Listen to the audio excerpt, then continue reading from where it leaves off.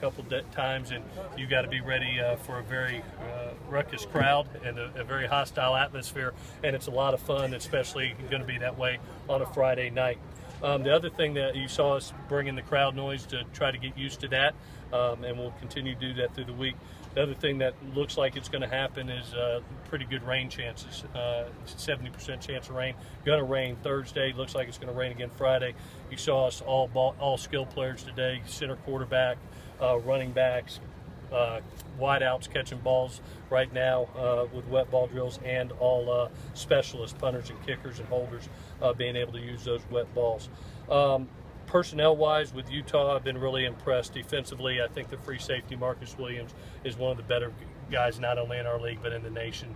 Very long, very rangy, and shows up on tape everywhere. And then Hunter Dimmick, their defensive lineman, number 49, is really become a quality player. I've got to see him grow up, and has really become one of their best defensive linemen.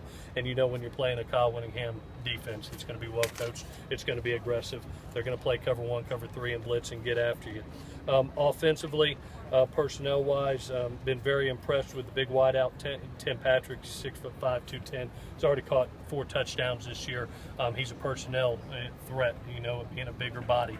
And they got Corey Butler-Bird back last week, and you saw the difference that it made in their offense. He very dynamic, very shifty at wideout.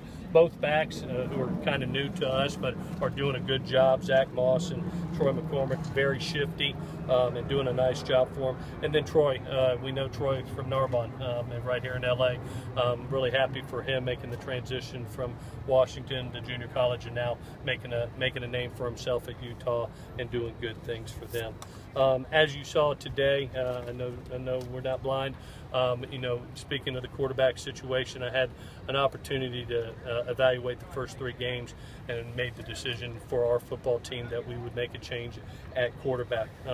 I truly appreciate how honorably Max has played, and he's competed. He's done it with extreme honor and extreme class. He is not the reason we are 1 and 2. You know, he is not the scapegoat here. The way he competed and performed was more than honorable.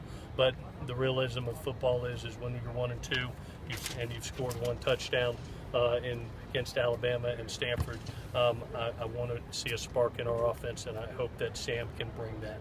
I'm confident in it after watching 3 games of watching him perform, seeing him in the arena, and seeing what he can do. Very appreciative. I had a chance to visit with both young men last night. I informed our team today in team meeting, and now I'm informing you.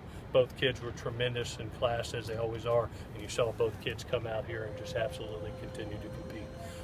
With that, I'll answer any questions that you might have. Is this going to be something that could be ongoing, that the competition will be open in the future? I think we always compete.